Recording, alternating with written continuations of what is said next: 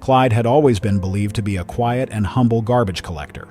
Everyone in the neighborhood knew him as this gentle giant who was great with their kids and made the garbage collection seem fun. However, one day when no one was watching, one camera caught Clyde doing something that stunned everybody. Clyde had been everyone's trusted garbage collector for multiple years. He always kept the streets clean and always acted very nice to the kids who came to say hi. The fact that John had gotten it all on video had been purely accidental. He had only recently gotten a motion camera with his doorbell, but he could never have guessed what he would capture with it. He didn't recognize the animal in the video. John had no clue if it belonged to any of his neighbors, but thought that this had to be reported regardless of how Clyde behaved around people.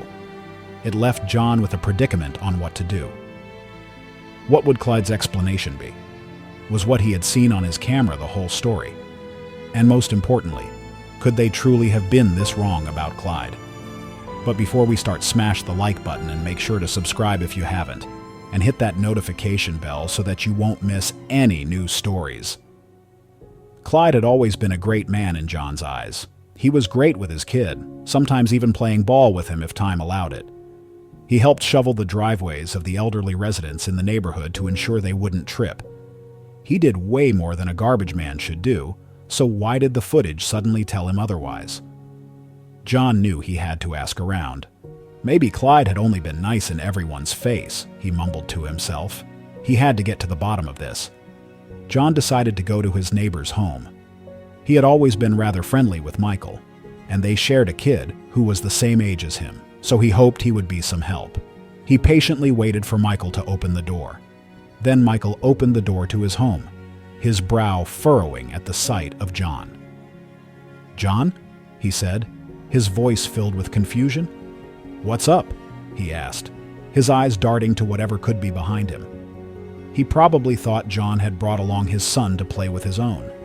"Lucas isn't home right now, so he won't be able to play," Michael explained, but John merely returned the words with a smile. That was not why he was here. "That's not why I am here," John answered, which caused Michael to frown. "I saw something rather concerning yesterday on my doorbell camera. I just need a second opinion. Or better yet, someone with another camera," John said, and Michael now became curious. Bond finally asked the question we were all thinking. "What the hell did you capture on video?" Michael invited his friend into his home and let him sit on the couch before John grabbed his phone. He quickly found the video of the day before and clicked play so that he and Michael could see it. "Is that Clyde?" Michael asked John, who only nodded in answer. "Okay, what is he—" Michael suddenly went quiet. "What was he doing to that dog?" Michael paused. "Why was he doing that to that dog?" "Do you even recognize that dog?" John asked. Michael's eyes squinted at the screen, deep in thought. "I don't know. I thought Jenny from across the street recently got one. Maybe we should ask her." John nodded at this. That was a good idea. At the very least, it could be their first and only lead. "But to answer your question, John, I unfortunately don't have a camera, but I will help you get to the bottom of this," Michael said, determination in his eyes. John smiled at this, thankful for his neighbor's offer. They should be able to figure this out with the two of them. Plus, I feel like with all we have now, we wouldn't have sufficient evidence for the police to even do something about it. "You're right," John answered. "If you want to help me, then we should get started with Jenny. You said she had a golden retriever, right? It seems like that makes her our first lead." John and Michael, with determined strides, approached Jenny's porch, their minds clouded with uncertainty. Upon hearing their inquiry about Bailey, her golden retriever, Jenny's face mirrored their confusion. She revealed that Bailey had mysteriously vanished, but was later found at the local shelter, adding an unexpected twist to the already perplexing situation. Jenny, sipping her tea nervously, mentioned that Clyde, the garbage man, had been actively involved in the search for Bailey, which only deepened the mystery surrounding his actions. Under the shadow of an old oak tree, John and Michael stood, pondering the contradiction between Clyde's well-earned reputation as a trustworthy figure and the unsettling footage.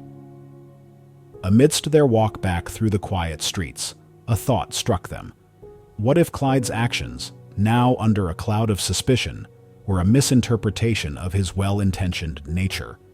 This possibility, considering his history of helpfulness, cast a new light on the footage, making them second-guess their initial assumptions.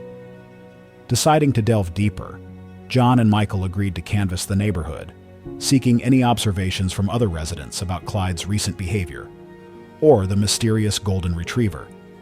As they knocked on doors and gathered stories, they found the community's opinion of Clyde to be a mosaic of contrasts. While some neighbors praised him for his kindness and reliability, others recalled instances that seemed odd, painting a picture of Clyde that was both revered and shadowed by doubt, deepening the enigma surrounding him. In a conversation over garden fences, a neighbor shared an observation that struck a chord. Clyde had been spotted in unusual places at odd times, a revelation that suggested a hidden pattern of behavior. In the quiet of John's study, they pored over public records and online information, seeking to uncover the layers of Clyde's past. They scoured through his employment history and any personal details available, hoping to find clues that would either vindicate or implicate him, their resolve firm in uncovering the truth. In the quiet of John's living room, they resolved to call a neighborhood meeting, a platform to share the baffling footage and solicit input from the community. They hoped this gathering would unearth additional information, perhaps even unseen footage, shedding light on the day's events that had so deeply unsettled their trust in Clyde. As the day of the meeting dawned, John and Michael, while sipping their morning coffee, voiced their apprehensions. The air was thick with tension as the community hall filled with residents.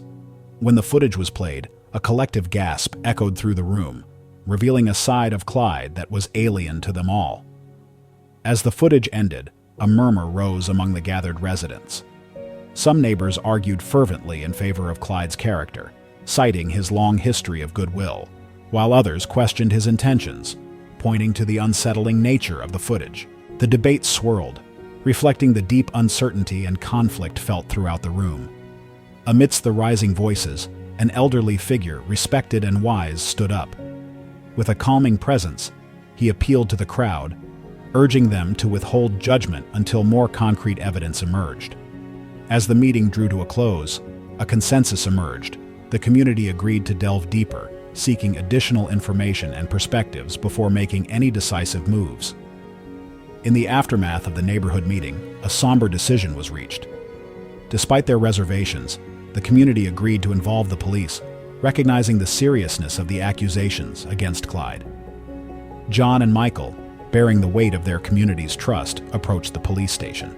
They detailed the events, from the discovery of the footage to the neighborhood's divided reactions, laying out the situation with a mix of urgency and apprehension.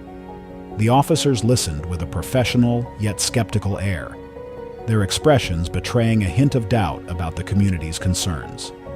Nevertheless, acknowledging the genuine worry of the residents, they agreed to investigate the matter. The promise of police involvement offered a flicker of hope, albeit shrouded in the uncertainty of what they might uncover. As the police delved deeper, they found Clyde's past to be unblemished, his record clean, without a hint of previous misconduct. However, they stumbled upon intriguing gaps in his recent activities. Recognizing the importance of community involvement, the police reached out to the residents, requesting any additional information or footage that could aid their investigation. As Clyde's next scheduled garbage collection day approached, it became apparent that the only way to seek answers was to confront him directly. The neighborhood braced itself, the air charged with tension. Meanwhile, the police strategized their approach to questioning Clyde. They aimed to navigate the sensitive situation with tact, ensuring that their inquiry was thorough, yet non-confrontational. The morning was unusually quiet until Clyde's garbage truck turned into the neighborhood, breaking the tense silence.